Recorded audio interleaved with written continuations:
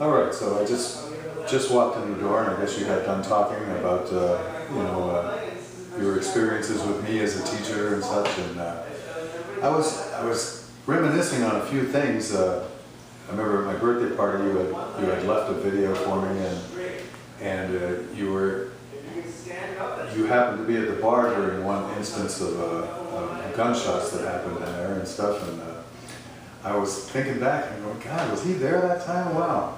And now, just now, you were telling a story about how this guy came into the school and challenged me at one time. I remember that. Let's see how they correlate the story. Since I wasn't here when you told the story, I just walked in. This is what happened that day. I'm teaching a kids class at one point in time. What year was that anyway? Do you remember? Oh, it had to be 77, 78. Yeah, maybe 76. So I'm teaching a kids class. There's a bunch of mothers sitting there watching their children, a whole bunch of chairs filled with mothers, and the kids are all over the mat, and this guy walks in with his girlfriend and decides he wants to challenge me. And I tried to get out of it, and I told him, this isn't really a good time, to whatever, why don't you come back later? No, let's do it now. No. So finally he was getting so disrespectful and pushy, I thought I better end this. So I told the kids to back up against the wall, and I told him, come on out here. So I remember we took stances, and everything I just wanted to see what this guy had. So everything that he was doing was like, he was throwing everything he had into everything he was trying to hit me with. And I would move around a little bit. After a couple of moves, he left himself wide open, so I did a spinning heel kick. And I heard you said it was kind of slow. Really? No, it wasn't really, really fast, but it was fast enough to hit him in the jaw.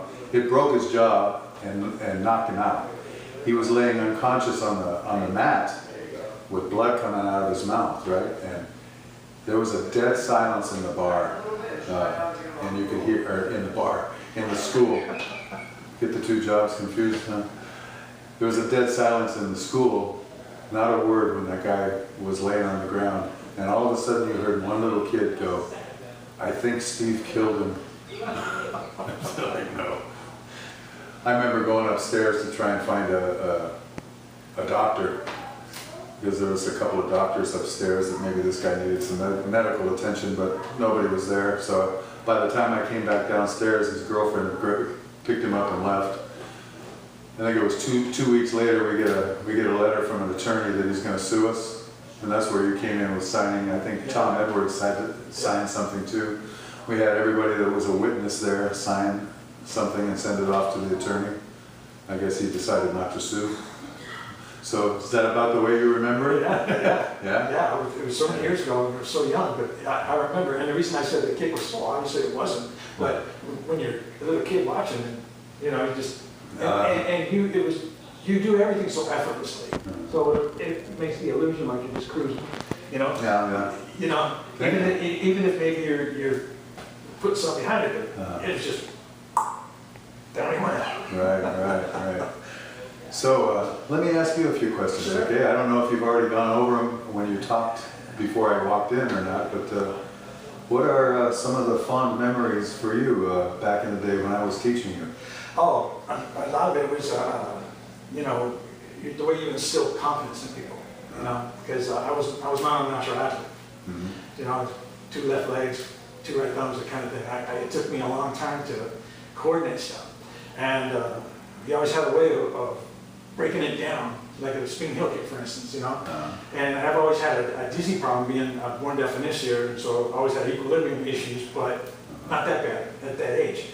And, you would break it down, and you'd touch my cross center line with my spine and throw the kick, but I could never emulate you the way I wanted to, because you have a way of stopping your spin kick and setting your leg down and coming back with a round kick or something. And I always tried to do that, and I always fall off balance when I try to stop. Oh, really? Yeah. And then you're also different in respect to a lot of people. You throw your arm way past, and then your leg comes up, and your arm's back. Right. And I tried to emulate that too, but I kept spinning. So what you told me to do was practice throwing the straight leg and hook kick. Essentially the end of the spin kick. Right. And practice and practice and practice. So then I started doing that. And then I saw the picture of you throwing a jump spinning 6 kick to jump up with. You know, the one that said spring.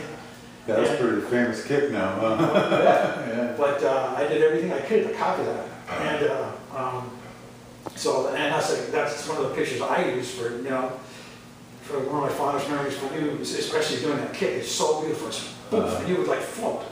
Right. You know? Right. Yeah. That was my favorite kick in those days, you know. Back in the day when you would do all the flashy stuff to impress people, to try and sign up for lessons and stuff. You know? Get students. Yeah. You know? So yeah. And then watching sparring with you and watching you spar, you know, and you used to have a lot of fun because you're taller, long legs. You get in there, reach between my legs, boom, with the deal, you hit, you know, you're playing, you know. But it was a blast, you know, because it was so special being taught by you because there's nobody I've ever come across as your skill, or your timing, your finesse, you know, and for such a big guy. Yeah. Michael says the same stuff, you know. Here's another old student, a good friend of yours also, Michael Payson. He was always in his video he did. I looked at it and he was talking about how, and he had an incredible sense of timing. Just when I thought I had him, bam! It comes from somewhere, I don't know where, but yeah. Felton said the same thing. Yeah. You know, we all try to emulate that too. And but of course, the smaller we are, the more we have to use quickness and speed. But you had that too, you know. And you know, we would think we were gonna get you. You lean back and you throw a hook kick, right? Oh my chest, like that, or Calvis with a round kick, and you know, we think we're gonna reach you. We can't. It's impossible.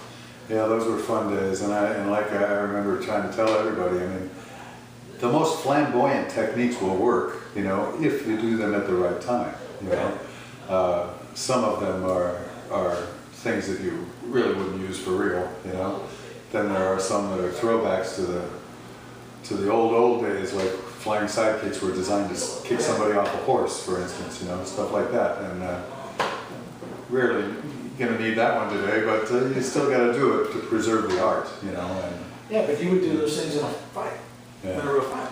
Well, some of them, yeah. You know, I mean, being in the air in a real fight is not a good idea. No. But so had you mentioned that one? You weren't around during the time at the bar when the guy was pouring the gasoline, were you? No, not on that one. Okay. No. I mean, I've seen you. There was a guy playing pinball one night. Stocky guy at the bar was playing pinball one night, and he got mad at the pinball table, and he was taking his beer bottle, and you know, and you weren't having it. Yeah. You just walked over. The guy spun around, and boom! you put him on the ground on his belly, and you got him in a hole, and he was struggling. You know, and I think you know him, you know, but he was just liquored up, you know, but and then you cut your hand open because the guy seized the back, boom, and then you had to go hospital on because you got infected. And that was the curse with you whenever you hit somebody's teeth. Oh my God, you know, I don't know what it is. I got scars all over my knuckles here, and for some reason, for a while there, when I was in the bar business, every time I would get into it with somebody, it's like I had a radar in my right hand, you know, man, right towards their front teeth. Did you ever see front teeth when they're whole and out of the bottom? They're about this big and big, you know? You know, within 24 hours, my hand would be twice the size that it normally is from the infection in the mouth, and I'd have to go in the hospital and lay there for a couple of days with we came to visit you a couple times. Antibiotics running through my veins and stuff, and you kind of wonder who won that fight, huh? Yeah, but yeah, I don't know. There was quite a few times that I ended up in the hospital 3 times for the same thing. Yeah. And it was funny, and then I decided, you know what? From now on, I'm going to start hitting them like this. So I did. Yeah, I did start doing that, but you can't. I mean, you can see it from here, but they can't see it there. But there's scars all over here right now too. Yeah, same thing, right to the teeth. You know. The same thing happened. No, did you swell up and all that? No, because it didn't swell up because in this area with drain. The reason that the doctor told me why that it happens is when you make a fist like this, you're stretching all the muscles and the tendons and everything like this. So when the tooth goes in, and you pull the punch away, and then you open, you know, the bacteria and everything goes down in there deep, right? And then when you open your hand, it closes everything underneath. Traps it in. It traps it in, yeah, under the muscles and the tendons and everything, so it can't drain.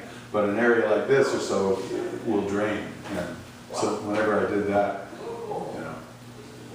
Yeah, well. that bar has a lot of experiences. Oh, yeah, no idea, yeah. Yeah, there were biker problems in the back of the bar, sometimes with Marshall and.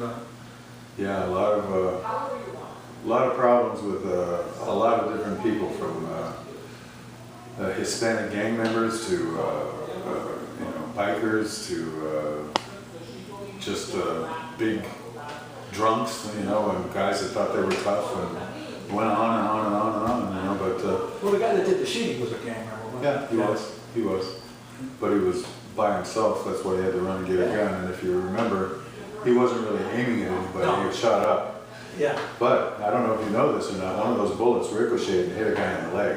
I remember that. Yeah. Yeah, one guy got nicked, but he wasn't like he was aiming at people. Right, right. Intimidation factor. But he did a year in jail for that, and for firing a gun in an inhabited dwelling was the charge. If that happened today, it'd be too long. Yeah, probably. Wow. But anyway, back to the teaching in the schools and stuff.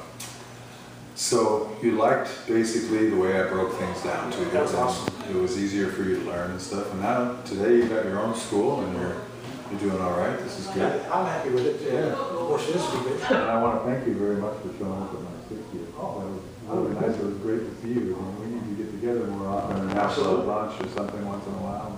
And I don't know. Same with Mike, you know. I don't see my old students one. I think John's coming up from Mexico.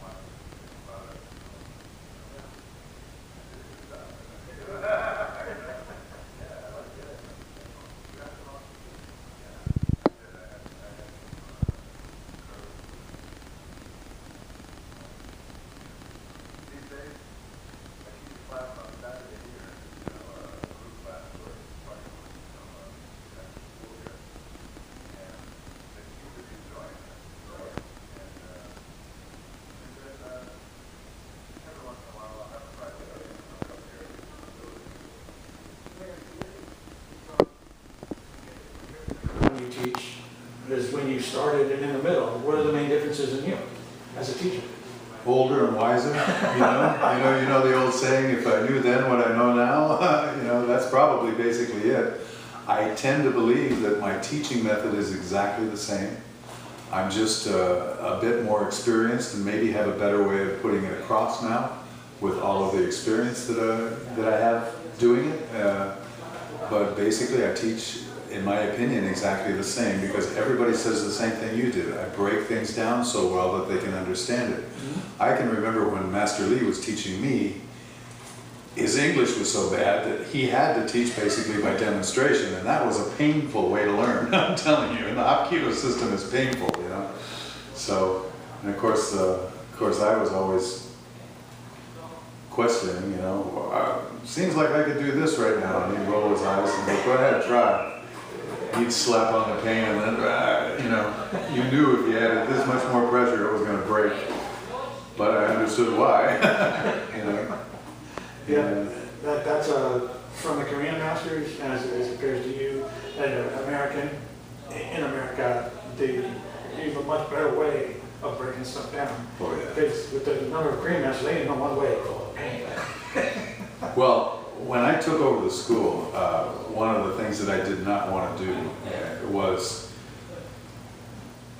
in the old days especially, most of the Korean masters Japanese masters and stuff did it the same way. I mean, everything was run like an army. You know, you weren't allowed to wipe sweat off of your forehead unless you had permission. You know, you stood at attention, you listened, you didn't question, you did exactly what the master said. This is the way it's done, do it like this, and until you do it like this, you train until you can get it like this, you know.